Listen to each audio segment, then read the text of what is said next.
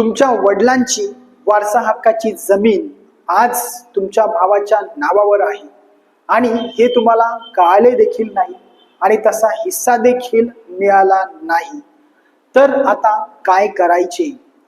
हे जर प्रश्न तुमच्या समोर असतील तर हा व्हिडिओ तुमच्यासाठी आहे, शेवटपर्यंत नक्की बघा। आज अनेक प्रकरणांमध्ये असे समोर येते की घरात सगळं काही ठीक आहे, भाऊ म्हणतो फक्त कागदोपत्री नाव टाकतो, आई वडील विश्वासाने सही करतात आणि काही वर्षानंतर कळतं की संपूर्ण जमीन भावाच्या नावावर झालेली आहे। आणि येथे बहुतेक लोकांना असं वाटतं भाऊ आहे ना तर आपला घरातील माणूस आहे, परंतु प्रत्यक्षात कागदावर इतर भावंडांचे नाव नाही, तसा हक्क नाही आणि कोर्टात केस गेली तर तेथे पुरावा मागितला जातो, भावना नाही।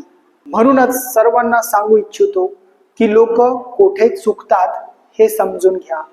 तोंडी विश्वासावर भरोसा ठेवणे, समोर कोणता कागद आहे तो न वाचता न समजता सही करणे, तसेच वारसा हक्क हा आपोआप मिळतो असा गैरसमज ठेवणे व असं जर काही झालेलं असेल तर त्याला आक्षेप न घेणे, आपलाच भाऊ आहे म्हणून कायदेशीर सल्ला न घेणे, तसेच 7/12 किंवा फेरफार तपासून न पाहणे आणि अशाच मिस्टेकमुळे त्या लोकांना किंवा त्यांच्या वारसांना नाहक त्रास सहन करावा लागतो। परंतु कायदा हा त्यांच्या बाजूने आहे हे समजून घ्या, कारण हिंदू वारसा कायद्यानुसार वडिलांची मालमत्ता ही सर्व वारसांची समान हक्काची मालमत्ता असते।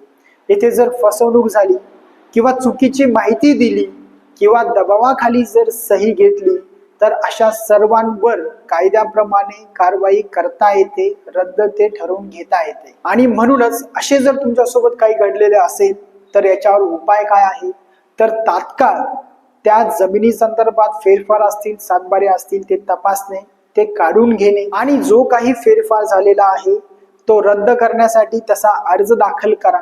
तसेच ताबा मिळवण्यासाठी कोर्टामध्ये दावा देखील दाखल करता येतो किंवा वाटपासाठी देखील कोर्टामध्ये दावा दाखल करता येतो, तसेच आपला हक्क मिळवण्यासाठी देखील कोर्टामध्ये दावा दाखल करता येतो।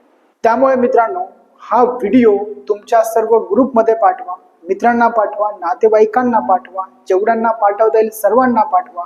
तुम्ही पाठवलेला व्हिडिओ त्यांना नक्की जागरूक करेल आणि अशाच कायदेशीर टिप्ससाठी चॅनलला फॉलो नक्की करा।